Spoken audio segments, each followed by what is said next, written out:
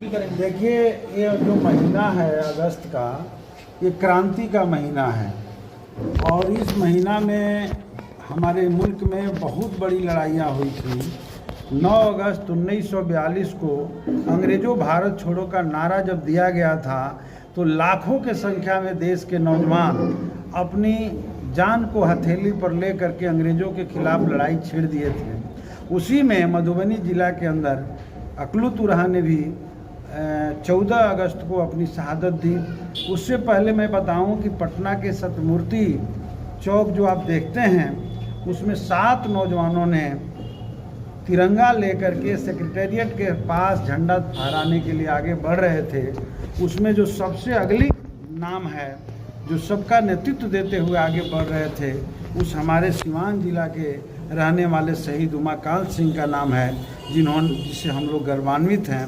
और साथ ही पटना में जो थे तिरंगा लेके झंडा करते हैं जी, उसमें सिवान के में थे। सिवान के शहीद उमाकांत सिंह यही जीरादेई के नरेंद्रपुर के रहने वाले थे।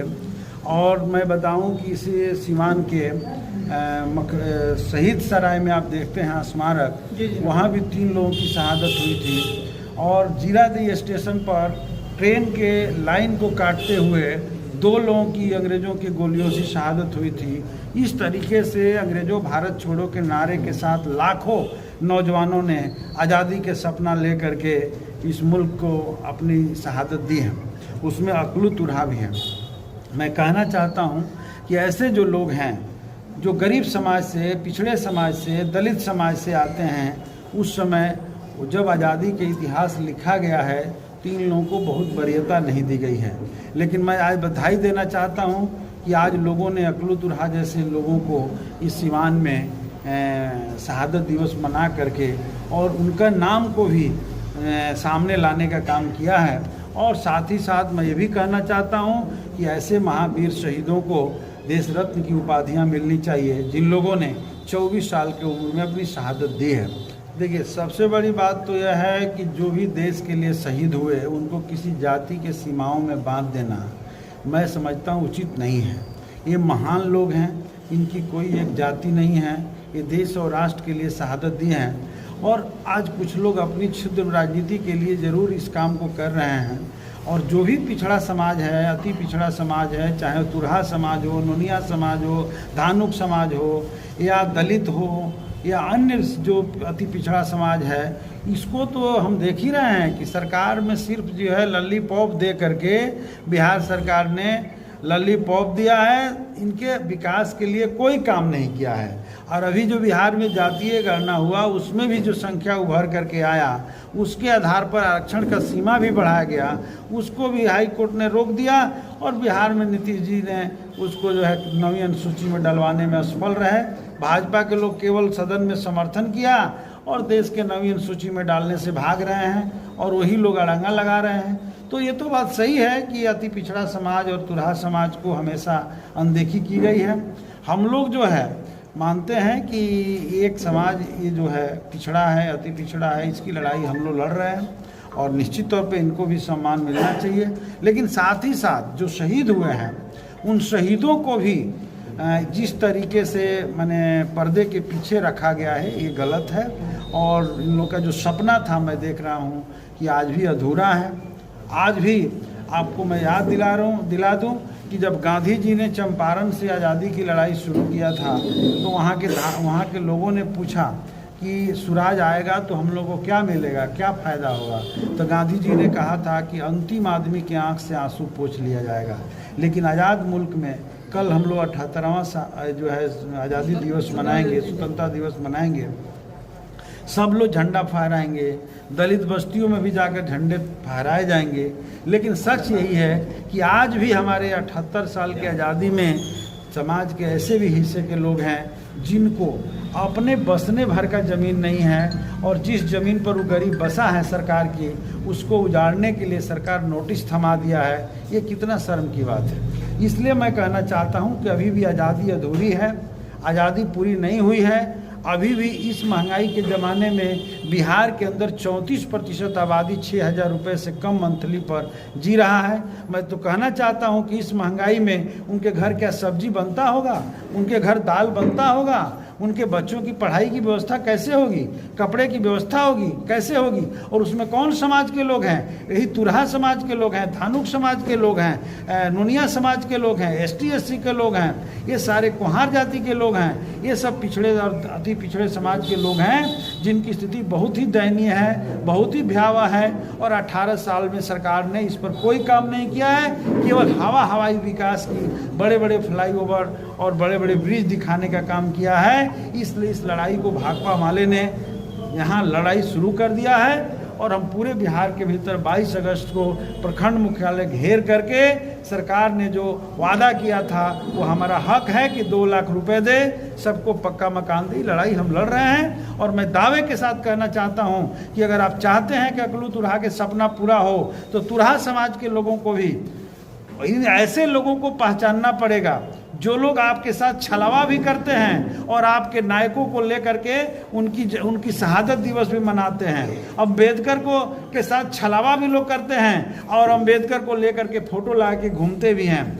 तो ऐसे लोगों को भी पहचानना होगा कि वो कौन लोग हैं जो इस समय भी जिस रास्ते पर अंग्रेज चल रहे थे उसी रास्ते पर चल करके देश के हुकूमत में हमारी हिस्सेदारी को काट रहे हैं, राज कर रहे हैं, अडानी अंबानी को मजबूत कर रहे हैं और गरीबों का हक छीन रहे हैं। और वो लोग भी हमारे अकलू तुरहा के शहादत दिवस को मना रहे हैं। ऐसे डपोर संखियों को भी समाज के लोग पहचाने और रियल में आपके लड़ाई को लड़ने वाले लोग जो हैं उनके साथ खड़े हों, तब जाकर के अकलू तुरहा का जो असली शहादत का जो सपना था वो पूरा होगा, उनको सच्ची श्रद्धांजलि होगी। 1942 के भारत छोड़ो आंदोलन में इस मुल्क में जितने लोगों ने अपनी शहादतें दी है उन सबको आज अकलू तुरहा के शहादत दिवस के मौके पर मैं श्रद्धांजलि अर्पित करता हूं, नमन करता हूं। जब आप लोग इस बात की सूचना धर्मेंद्र जी ने दिया कि अकलू तुरहा का शहादत दिवस हम लोग मना रहे हैं, आप समय निकाल करके आइए, तो मैं आप लोगों को बताऊं कि हम लोग अभी एक बड़े अभियान में 1 अगस्त से लगे हुए हैं। जनता का जनसंवाद चल रहा है गांव-गांव में और एक बड़ी लड़ाई की तैयारी हम लोग पूरे बिहार में शुरू किए हैं। उस लड़ाई के संदर्भ में मैं बाद में बताऊंगा। और मेरी पूरी दिन आज भी व्यस्तता थी, लेकिन जब मैंने सुना कि 1942 के भारत छोड़ो आंदोलन के एक महान स्वतंत्रता सेनानी और वीर शहीद अकलू तुरहा को श्रद्धांजलि देना है, उनकी शहादत दिवस मनाना है, तो अपने सारे कार्यक्रम को मैंने बदल दिया और फिर इसमें भाग लेने के लिए आया। ये तो मधुबनी में शहीद हुए हैं, लेकिन ये हमारे सीवान में भी 1942 के भारत छोड़ो आंदोलन में बहुत सारे लोगों ने अपनी शहादतें दी हैं, अपनी कुर्बानी दी है। और मैं कह रहा हूं कि आप लोग जब पटना जाते होंगे तो पटना के सातमूर्ति चौक का नाम जरूर सुना होगा। वहां पर जो 7 मूर्तियां हैं, वो लोग अपने हाथ में तिरंगा लेकर के, वो विद्यालय के छात्र थे, सेक्रेटेरिएट पर झंडा फहराने के लिए अंग्रेजों के खिलाफ बढ़ रहे थे। और उन 7 का जो नेता थे उनका नाम उमाकांत सिंह था। और गर्व है हम लोग को कि उस हमारे सीवान जिला के रहने वाले थे, नरेंद्रपुर के। बहादुरी के साथ अंग्रेजों की गोली खाई और अपनी शहादत दी। और उस तरह से उन 7 वीर शहीदों की वहां शहादतें हो गई। उसी तरीके से हमारे सिवान में भी शहीद सराय जो आप देखते हैं स्मारक, बहुत लोगों को पता ही नहीं होगा कि एक ऐसा स्मारक है उस मार्केट में। वहां भी अंग्रेजों से लोहा लेते हुए हमारे सीवान जिला के कई लोगों ने, 3 लोगों ने वहां शहादत दी। छठू शाह, एक गिरी जी थे और एक और कोई नाम था। देखिए, हम लोग के दुर्भाग्य की बात है कि हम लोग तीनों का नाम भी नहीं याद कर पा रहे हैं। उसी तरीके से उसी 42 और वो जो पटना में हुआ था वो शहादत 11 अगस्त को हुआ था। ठीक उसी तरीके से जीरादेई के अंदर मैं कल एक गांव में बैठा था, वहां के 2 लोगों ने शहादत दी थी। मैं उनके नाम पर वहां शहीद स्मारक बनाने के लिए योजना लिया है। और इसी तरीके से 1942 में 9 अगस्त के दिन ये नारे दिए गए, अंग्रेजों भारत छोड़ो। और उस नारे के साथ हिंदुस्तान के लाखों नौजवानों ने, 1-2 नहीं, लाखों नौजवानों ने गांधी जी के इस आह्वान पर अपनी जान को हथेली पर लेकर के सड़कों पर उतर गए और अंग्रेजों से लोहा लेते हुए अपनी शहादतें देने का काम किया। इसलिए इस महीना को भी, अगस्त के महीना को भी क्रांति का महीना कहा जाता है। और उस क्रांति का बिगुल 9 अगस्त को अगस्त क्रांति दिवस के दिन से शुरू होता है, पूरा का पूरा अगस्त। और संयोग से हमारे मुल्क की आजादी का दिवस भी इसी अगस्त में आकर के पड़ता है, 15 अगस्त। तो एक बड़ी शहादतों के बाद, बड़ी कुर्बानियों के बाद इस मुल्क को अंग्रेजों से मुक्ति मिली। शहादत, लाखों लोगों ने शहादत दिया। कुछ आदमियों ने भगत सिंह का नाम लिया। हिंदुस्तान का सर्वश्रेष्ठ शहादत, सर्वश्रेष्ठ।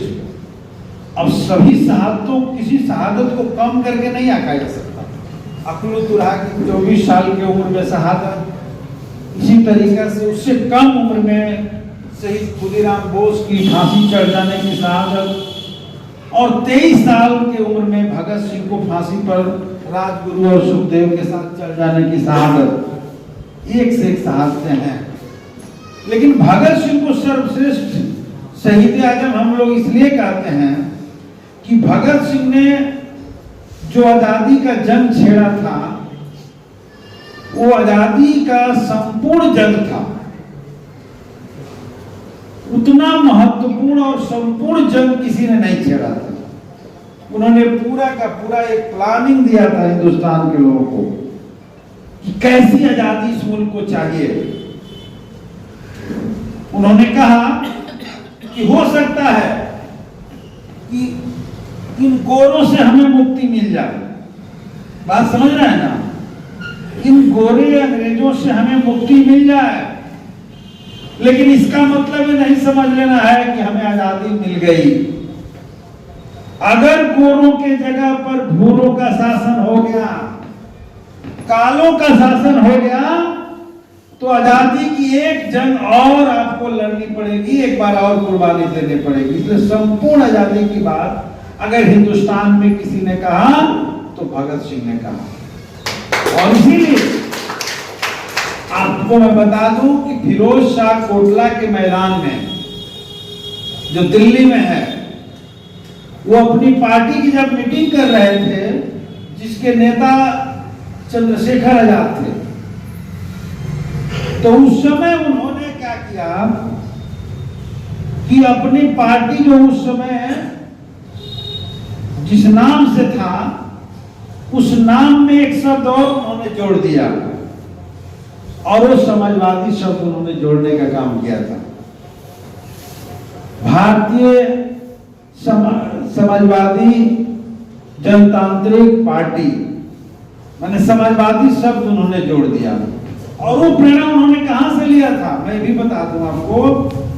उस समाजवाद शब्द का प्रेरणा उन्होंने लेनिन से, सोवियत संघ से लिया, और कहा कि अगर मुल्क आजाद होता है तो देशवासियों, हमें दोनों के साथ, दोनों से मुक्ति चाहिए।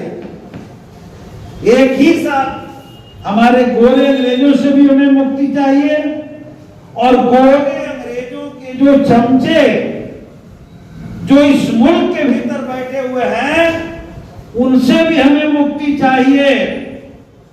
क्योंकि गोरे अंग्रेज सीधे आकर के गरीबों पर, वहां के, यहाँ के हिंदुस्तानियों पर जुल्म नहीं करते थे, बल्कि जुल्म करने वाले यहाँ के जो लोग होते थे, वो अंग्रेजों के साथ खड़े होकर के उन लोगों पर जुल्म करते थे। और इसलिए उन्होंने कहा कि कालों या बुरे अंग्रेजों से भी हमें मुक्ति चाहिए, और वो तभी संभव है जब इस मुल्क में समाजवाद आएगा। यानी हिंदुस्तान के जो सर्वहारा लोग हैं, जो मजदूर वर्ग के लोग हैं, जो मेहनत करने वाले लोग हैं, उनके हाथ में जब सत्ता का बागडोर होगा तभी हिंदुस्तान को असली आजादी मिलेगी, ये भगत सिंह ने कहा। तो मैं इसलिए कह रहा हूं आप लोगों से कि आज के संदर्भ में, ठीक है, हमारे एक साथी ने कहा, मैं इसे बिल्कुल सहमत हूं